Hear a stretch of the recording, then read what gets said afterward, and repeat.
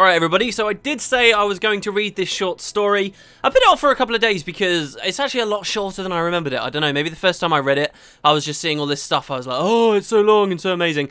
But I shouldn't let that stop me, so I'm going to read it anyway. I'm going to give you a little bit of my insights on where I think it's going. This, if you guys didn't see, I did a Gw2 mystery recently where I talked about the current stuff going on with the living story, and I mentioned a particularly cool post that ArenaNet made to their official website in which they actually put a nice lore story out. This is something that they did a lot before the game launched, and we haven't seen that a lot recently, and I really enjoy it. I really enjoy it. I think this is where the game's story really comes into its element, and it's a terrible, terrible shame that it's only on the website, but there you go. So this was released on the 11th of July 2013. It's written by Angel McCoy, who I believe actually is one of, I can't remember 100% anymore, but I believe there's two people who were working quite heavily on the overall narrative design of the living story and the stuff that we're going to see coming up. I believe she was one of them, so for her to have written this story, you know, she's quite keyed in, she's quite glued into everything that's happening with the living story.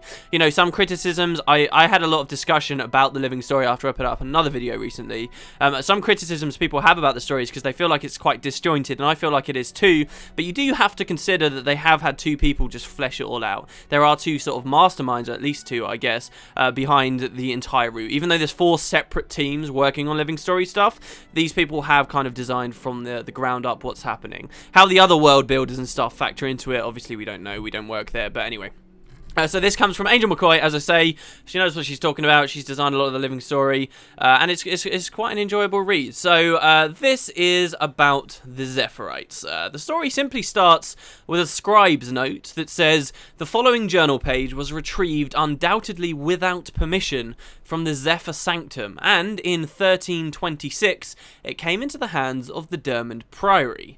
The author remains unidentified, and the veracity and authenticity of this account has not been verified. Believe at your own risk. So there's a bit of a disclaimer there before I jump in. They have like a bit of a fictional disclaimer. I don't really think that there is much doubt that this is a real story, because otherwise why would they put it on the website?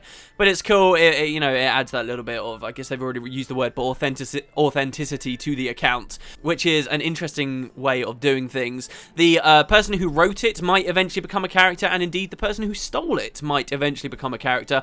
1326, of course, is the year of Gw2 right now. The idea, I suppose, would be the Zephyr Sanctum has landed where it currently is, and we can go explore, and somebody managed to get it to the Dermond Priory. There's been a lot of official lore that says that the Dermond Priory have a particular interest in the Zephyrites at the moment, and I think we can probably attribute that to their collecting of this account. So, believe at your own risk, guys.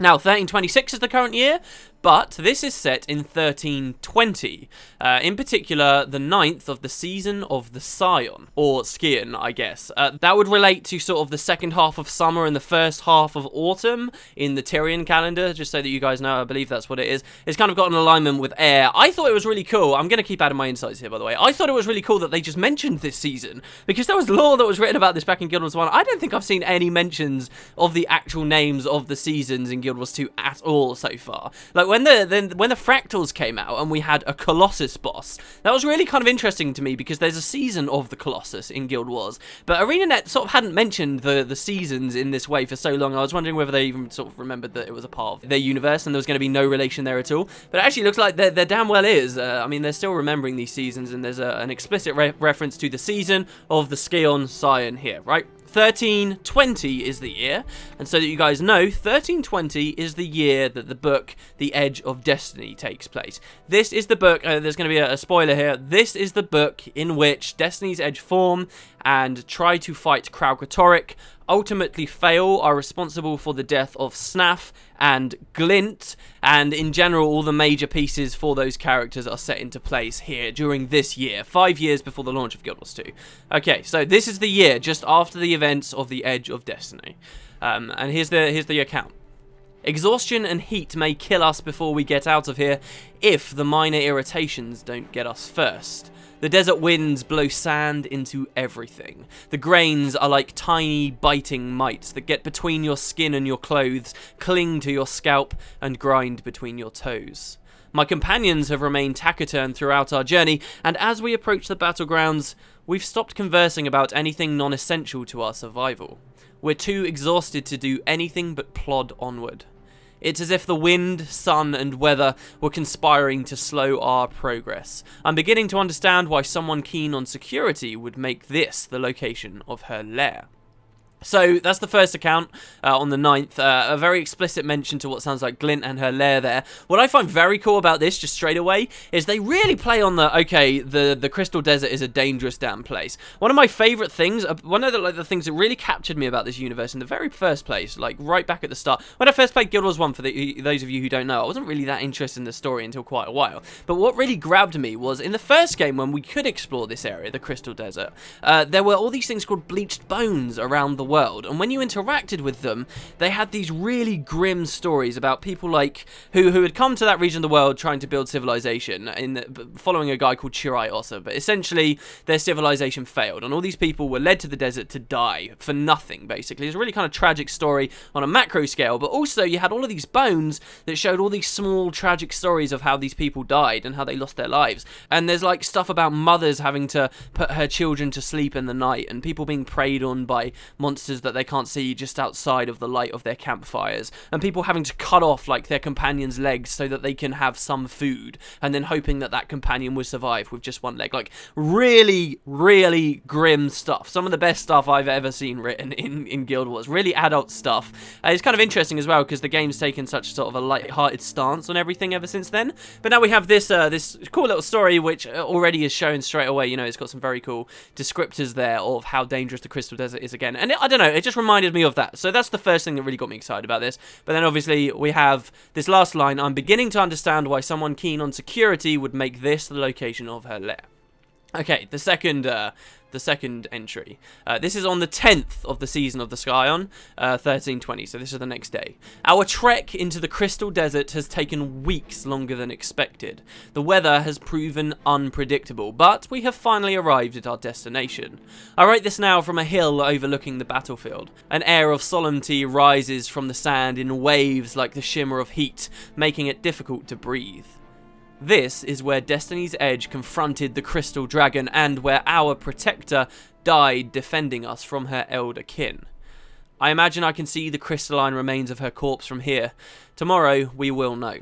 This one's very cool because now we have suddenly a very explicit mention to A, the Crystal Desert, which was sort of vague in the first entry, and second, an explicit mention to Glint. What I talked to you guys about on the previous Guild Wars Mysteries video with all of those theories about how Glint could possibly be connected to the Zephyrites, it's sort of here right now that that's kind of confirmed. Oh my god, yeah, they are very much connected. That's sort of when everything fell into place, and that was the final nail in the coffin for me, where I was like, wow, you know, everybody's just speculating about it, and then ArenaNet released this thing where they're explicitly mentioning this group of people that claim Glint to be their mistress. This is kind of, you know, confirmation to me, which is very cool. There's something else you can look at as well. I don't fully buy into it, but someone was talking to me about it. I feel like it's worth a mention. This opens up by saying our trek into the Crystal Desert has taken weeks longer than expected. They mentioned that it's taken at least weeks to get there, right? Well, in Edge of Destiny, there's a description of them getting to Glint's lair from Ebonhawk, and the description is nowhere near that long. So I guess if you really want to go sort of hardcore look into this, then perhaps that you could say, well, maybe these people didn't travel from Ebonhawk,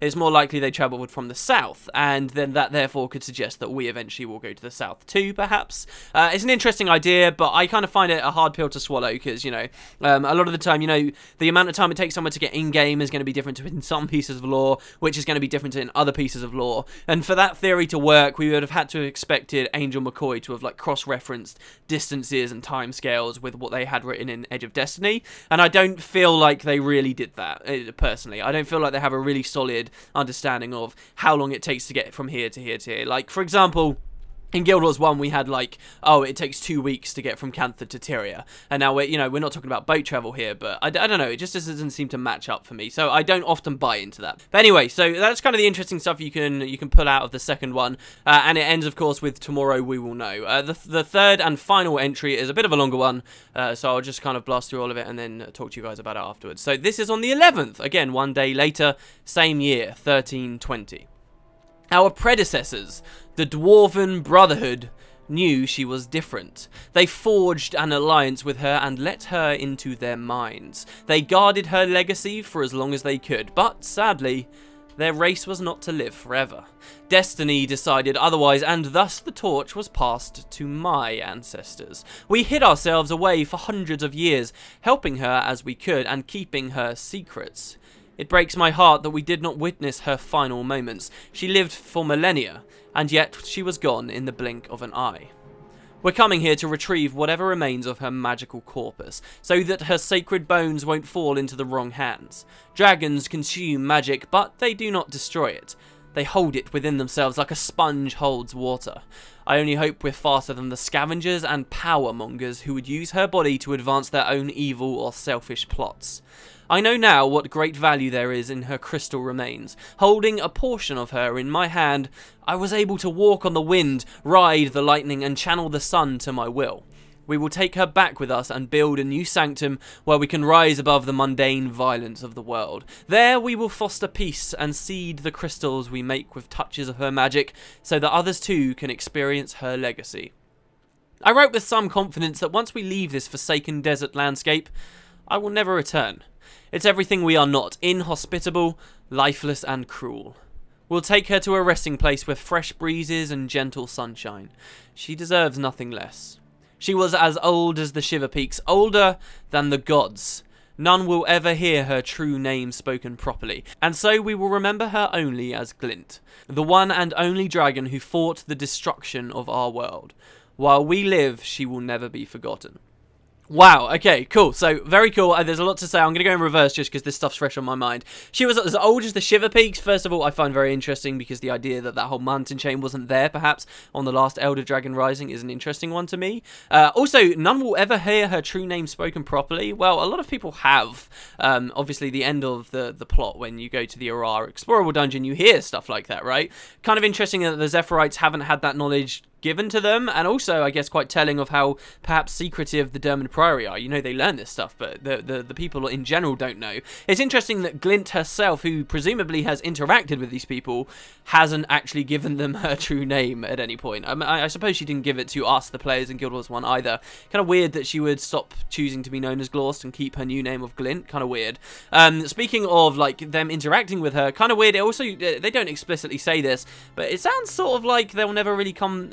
Like they haven't been to the Crystal Desert too often before. Like all these descriptors of what the Crystal Desert's like, to the person writing this journal at least, it sounds like they're not familiar with them, like they've never really been. So maybe it's very rare for these people to have actually interacted with Glint, which is a far sight different to what we saw with the dwarves, who, as this explicitly says, let Glint into their minds, which again follows these same themes that we saw in the book The Edge of Destiny, which, you know, that was a major component of the final fight that we saw there with the trap that they set up, which is again quite an interesting thing, I think, to take away from this. Another massive thing I almost feel like they're teasing us about is this line that Glint was the one and only dragon to have ever protected us.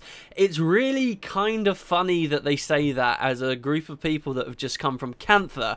There have been 2 dragons that we've known to have fought and protected us. Okay, the other one is very much like Glint, very similar in a lot of ways, but a dragon named Kunavang that we saw in Cantha during the Factions storyline of the first game. Very kind of similar situation. We kind of have this very powerful dragon that seems, at least there's a lot of theories, to have been born of something else, perhaps the Deep Sea Dragon, that we kind of interacted with and who helped us defeat the big bad of the previous game during Factions. You know, Kunavang has not been forgotten by any players, I don't think, of the first game, and is kind of on par with Glint. You know, I've been talking a lot about Glint these past couple of episodes and how interesting of a character she is. She's kind of on par with another one too, Kunavang. Kunavang doesn't have as much lore. They kind of haven't looked at Kunavang much recently because obviously we're based in Tyria at the moment. But Glint is not the only one. We all know Glint isn't the only one. And then ArenaNet, I feel that they're kind of poking us, you know, in kind of a cheeky way. They're like, yeah, you remember this, the only dragon to have defended us? Not quite. I mean, it makes sense that the Zephyrites don't necessarily know about Kunavang. Kunavang could be long gone by the time Guild Wars 2's out. But it's one of those things, I feel like, because they're so explicit about it, in a way they're reminding us that there's another dragon out there. I really like that. So there's also this other bit, holding a portion of her in my hand. I talked a bit about this in the other video where I said that perhaps this could have been Glint's offspring, like an egg perhaps or something. Now that doesn't sound, I will concede that doesn't sound a lot like they found a fully grown, well not fully grown, but you know, a growing baby dragon. Or at this point, it's been 250 years, it was pretty big in the first game too. Or a full dragon and then like left with it. It doesn't really match up. But perhaps, you know, maybe they found some artifact that, her offspring would be drawn to, perhaps, or something like that. I find it very cool that they describe how he was able to walk on the wind and ride the lightning, which of course is actually one of the skills in the game, and channel the sun. And on the same line as well, they open up, actually in a previous passage, which I kind of wanted to mention but totally forgot about. In a previous passage, I think it was near the start. Yeah, at the start they say it's as if the wind, sun, and weather were conspiring to slow our progress. You notice they say wind, sun, and weather. These are all things called sort of to do with the air and the atmosphere and the sky, which is kind of cool. I like that. You will notice nothing here says that these are the Zephyrites. Nothing. But it's come out at the same time. It's called the Trek of the Zephyrites. So, okay, so maybe that's redundant. But it doesn't say that they're the Zephyrites in the actual story. But apparently this is the Trek of the Zephyrites. So that's quite cool too. Another mention here of how dragons don't destroy magic, they just hold it, that they're consuming magic. I think it's good ArenaNet are doing that, because that's sort of a major plot point of the actual story. Like, when you do look close at the Gw2 story, there is a kind of a big narrative they set up, where essentially we're learning, like, at first we think that they're destroying magic or whatever, but eventually you find out they're just consuming it, and all they want is magic, that they're kind of sucking it out of the world and bringing it into themselves. And that's very, very interesting that they keep reminding us of that, and that actually puts a lot more substance to some other theories about how gods and the elder dragons are sort of facets of the same thing, and the gods kind of step in to replenish magic on a world after the elder dragons have sucked it away, and they're just kind of two components of the same machine. That's a very cool theory. I might do a full Gw2 mystery on it at one point, but the fact ArenaNet are still reminding us about how dragons are consuming magic, that kind of, I think that puts more support towards that, because they're still pushing that angle of consuming magic but not destroying it, right? The only other major thing I really want to say about the story is I think that they have a really honourable idea. Basically, their idea is they want to build a sanctum in the sky where they can rise above the mundane violence of the world. How cool is that? I think that's a really nice idea. Having just recently played BioShock Infinite, you know, it's cool. It's cool. You know, they want to build a city in the sky that's full of peace and free from people. One thing I never mentioned as well in the previous video about this whole topic with the Zephyr Sanctum is we've already heard a lot from the Tengu about a city in the sky. The Tengu say that they were prophesized to eventually take to the skies and sort of live there, right? And we'd heard about the Tengu now living in the Dominion of Winds. They've got 4 houses, north, west, south, and east, you know, 4 winds. And now we've got the Bazaar. Like, there's a lot of weird crossing over here. I feel like the Tengu could slot into this story very easily. Like, you could easily have the Zephyrites with their kind of floating city ideal, and then you've got the Tengu have got their own take on it, and maybe they come into some conflict because they believe they're supposed to be, because each group believes that they are meant to be the only ones doing this kind of thing or something. You could have a really interesting story going on there. And that leads me into the last thing as well, which is that there could be potential conflicts coming up. Something else that people have been mentioning that I think does have a lot of substance to it is they describe, the Zephyrites here describe that they want to rise above the mundane violence of the world, but they also say that I only hope we're faster than the scavengers and powermongers who would use Glint's body to advance their own evil or selfish plots. Powermongers and scavengers. Somebody left a comment about this. I think this is just so bang on. These describe almost perfectly the Sky Pirates and the Inquest, who we know are working together. Scavengers, pirates, Inquest, powermongers. I really think, you know, that ties up so perfectly. You guys have seen in the Bazaar of the Four Winds content that there are Aether Blades still about, and that they're attacking these people at the Zephyr Sanctum. I think we're going to see a conflict. You know, I complained about, oh, they just want to talk to us about Sky Pirates, but I think we're going to see a conflict now between Sky Pirates with their kind of airship technology and the Zephyrites, who probably are more of the good guys at the moment as far as we can see. There could be an interesting twist, you know, that would be quite compelling if we think that the Zephyrites are the good guys and then we find out that they're kind of corrupt in some way, and then we swap and we realise the Aether Blades have been good the whole time or some crap. I don't know. That could be very interesting, but it looks like there's going to be some conflict here. You know, mechanically in the game, ArenaNet could set up some very cool stuff where we have large instance content like way out in the sky, like massive airship fights and stuff. You know, we saw a little bit of this at the end of the game. It was incredibly cinematic. Mechanically, it was very poor, but the end of the game, the Arid Dungeon story mode, very cinematic, and they could continue doing content like that. That would be very interesting between the Zephyrites and the Aether Blades. And do you know what would make it even more complicated and interesting and cool to me? If it wasn't just a two-way fight, if it was a three-way thing. I'm such a sucker, I always mention this, but if they did throw the Tengu in with their like ideas of their floating city or that whatever, and then you had like these three different factions going at it, that would be so cool. There has been a lot of stuff. It does sort of seem like the next chapter of the Living Story is kind of like going to return back to basics. We're going to Lion's Arch again, something to do with the council. We're seeing it for the first time in the Living Story, players en masse having the option to like change the future of the Living Story. That worries me a little bit. It's a bit beyond the scope of this story. That worries me a little bit because obviously I feel like all of the splits in the main personal story like ruined it. As long as they've got good contingencies and the story is solid, no matter which way the players choose, Ellen Keel or Evan Nashblade, I don't really mind. But it seems like the next chapter is going to sort of return to there. But after that, maybe these conflicts will come together. I'd love to see more stories like that, though. That's pretty much everything I have to say. All of the key stuff that I've managed to draw out of it, that I've heard other people draw out of it, and I wanted to share with you guys. And yeah, I think it's just a cool story. I really do. They've brought a lot back. They've brought back a lot of cool stuff. Of course, the new PvP map as well. A lot of people were like saying, "Oh, this is the Crystal Desert."